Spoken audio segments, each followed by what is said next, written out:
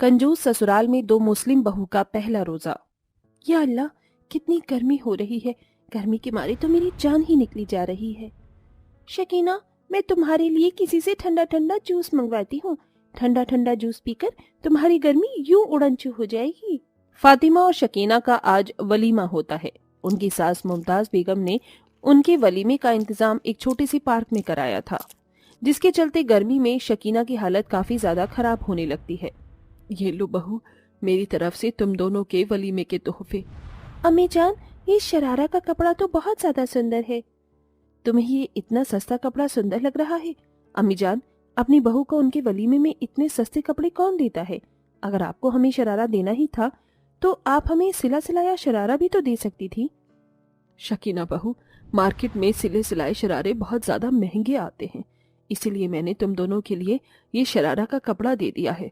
अब तुम दोनों इसे अपनी मर्जी से सिलवा सकती हो। कहने को मुमताज बेगम को ठीक ठाक एक मिडिल क्लास फैमिली की थी। मुमताज बेगम के दोनों बेटे हुसैन और अफजल का खुद का एक बहुत बड़ा किराने का स्टोर था, लेकिन इतना सब कुछ होने के बावजूद भी मुमताज बेगम में कंजूसी बहुत थी। मुमताज बेगम हर छोटी छोटी चीजों में कंजूसी किया करती थी। या अल्लाह, शकीना बहू, तूने दिन में क्यों एसी चला लिया है? और ये क्या, तेरे कमरे की सारी लाइट्स ऑन है? अम्मी जान, अब तो जानती है ना कि आजकल इतनी ज्यादा गर्मी पड़ रही है। गर्मी से बचने के लिए ही मैंने एसी चलाया है। और आप क्या चाहती हैं, घर की लाइट्स के साथ साथ अपने कमरे की भी सारी लाइट्स बंद कर दूं और अंधेरे में बैठ जाऊं? शकीना बहू, तू जानती भी है पिछले महीने हमारा कितना बिल आया था? पूरे 4,000 रुपए। अगर तू ऐसे ही बिजली खर्च करती रही ना तो एक दिन हम लोग सड़क पर आ जाएंगे। अब से एसी सिर्फ रात में ही चलेगा और दिन में घर की सारी लाइट्स बंद रहेंगी। अम्मी जान, आप इतनी कंजूसी कैसे कर सकती हैं? मेरी बचत तुम्हारी नजरों में कंजूसी ही सही, लेकिन मैंने जो कहा उस बात पर अब तुझे अमल करना होगा। अपनी सास की बात बात पर कंजूसीपन को देखकर शकीना को अपनी सास पर बहुत गुस्सा आता था, लेकिन मजबूरन वो कुछ नहीं कर पाती। समय गुजरता रहता है और रमजान के दिन करीब आ रहे होते हैं। रमजान आने में अभी एक हफ्ता है, लेकिन बाहर रमजान की कितनी जोरों शोरों से तैयारी हो रही है। पिछली गली में जो मस्जिद है उसे तो सबने मिलकर लाइट से सजा दिया है। अम्मी जान, मैं सोच रही थी क्यों ना हम भी इस पूरे रमजान अपने घर को लाइट से सजाएं। वैसे भी ये मेरा और फातिमा का इस घर में पहला रमजान है। क्या पूरे रमजान तू घर की लड़ियों से सजाना चाहती है? शकीना बहू, तू जानती भी है तू क्या कह रही है? इससे हमारा कितना बिजली का बिल आएगा। रोजे दिल से रखते हैं, ऐसा दिखावा करने से अल्लाह आपसे कभी खुश नहीं होगा। हाँ शकीना, अम्मी जान बिल्कुल ठीक कह रही हैं। दिखावा करने से कभी अल्लाह हमसे खुश नहीं होता। अम्मी जान, आपकी ये कंजूसी एक दिन हमें जरूर ले डूबेगी। और तुम फातिमा, तुम भी अब अम्मी जान की तरह से ही बोलने लगी हो। मुझे तो डर है कि कहीं एक दिन तुम भी अम्मी जान की तरह कंजूस न बन जाओ। इतना कहकर शकीना गुस्से में वहां से उठकर चली जाती है और ऐसे ही कुछ दिन गुजर जाते हैं और अब माही रमजान को शुरू होने में सिर्फ एक दिन ही बचा होता है, जिसके चलते सभी बाजारों में जमकर भीड़ लगी होती है। हर कोई रोजे के लिए तरह तरह की खाने पीने की चीज खरीद रहा होता है। मुमताज भी अपनी दोनों बहुओं के साथ बाजार में सामान लेने के लिए आती है। भाईजान, ये खजूर कैसे दिए हैं? अरे बाजी, ये पैकेट वाले 200 रुपए के हैं और ये खुला हुआ 80 रुपए का।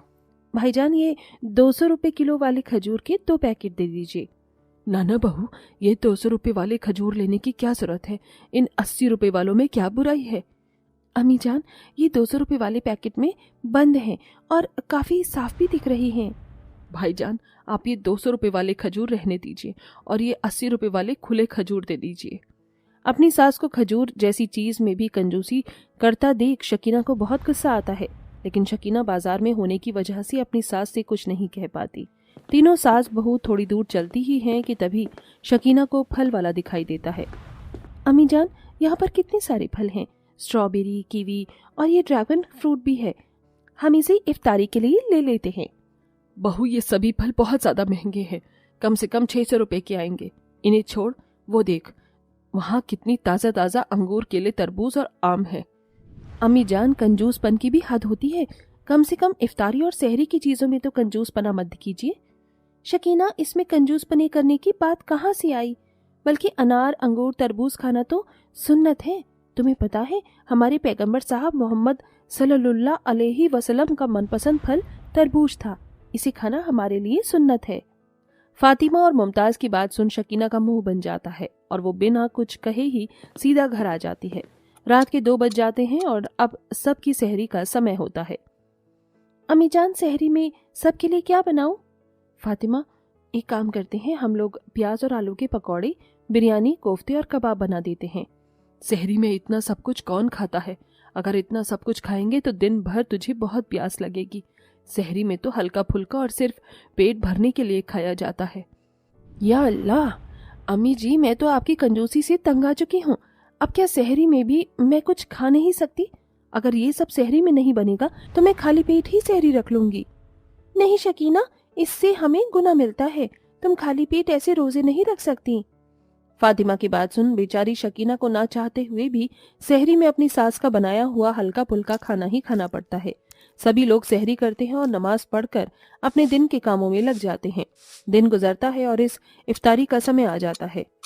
फातिमा बहू, इफ्तारी का समय हो रहा है। एक काम करो, जल्दी से फल काट दो और पकौड़े तल लो।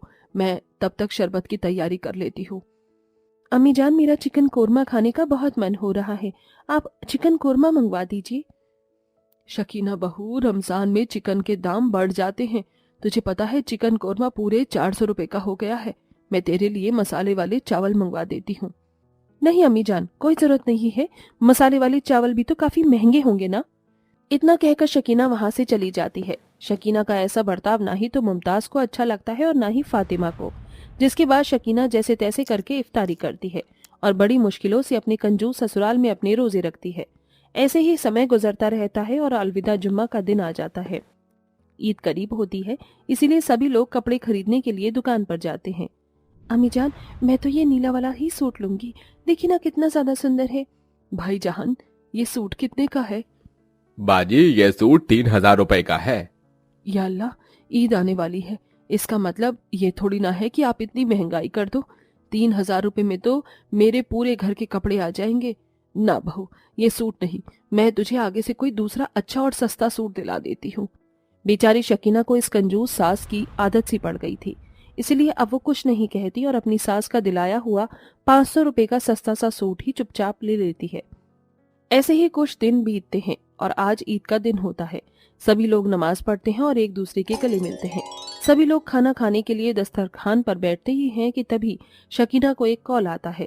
शकीना जैसे ही उस कॉल को अटेंड करके बात करती है तो कुछ ही देर में उसके हाथ से फोन नीचे गिर जाता है और उसकी आंखों से आंसू टपकने लगते हैं।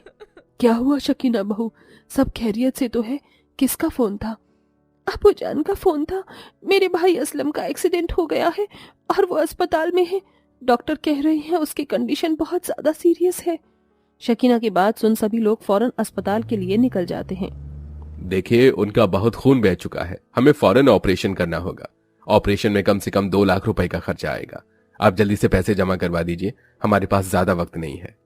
या अल्लाह, 2 लाख रुपए! इतनी बड़ी कीमत में कहाँ से लेकर आऊंगी?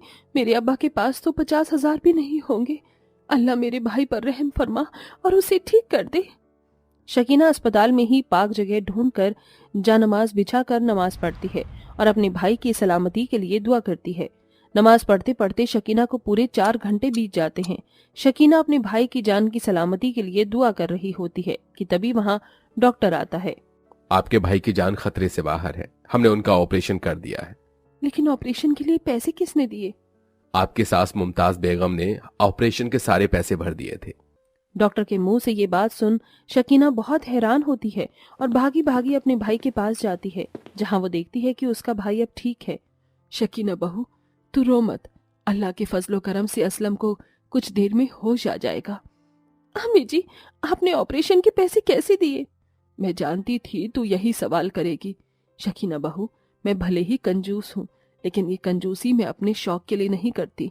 जो तुम लोगों की नजरों में कंजूसी है, वो मेरे नजरों में बचत है। छोटी छोटी चीजों में कंजूसी करके मैं पैसे जमा करती हूँ, ताकि वो पैसे हमारे बुरे से बुरे वक्त में काम आ सके। या अल्लाह, अम्मी जी, मुझसे बहुत बड़ा गुनाह हो गया।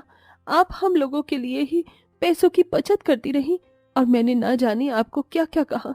अल्लाह मेरे इन गुनाहों को माफ कर दे। अम्मी जान, अगर आप ना होती तो ना जाने मेरे भाई का क्या होता। आज आपकी ही बदौलत मेरा भाई सांस ले रहा है। मुमताज अपनी बहू के आंसू साफ करती है और उसे गले से लगा लेती है, जिसके बाद अब शकीना और साथ ही फातिमा ये समझ जाती हैं कि बड़े बुजुर्गों का पैसे को बचाना कंजूसी नहीं बल्कि एक ऐसी बचत है जो आगे चलकर हम लोगों के ही काम आती है।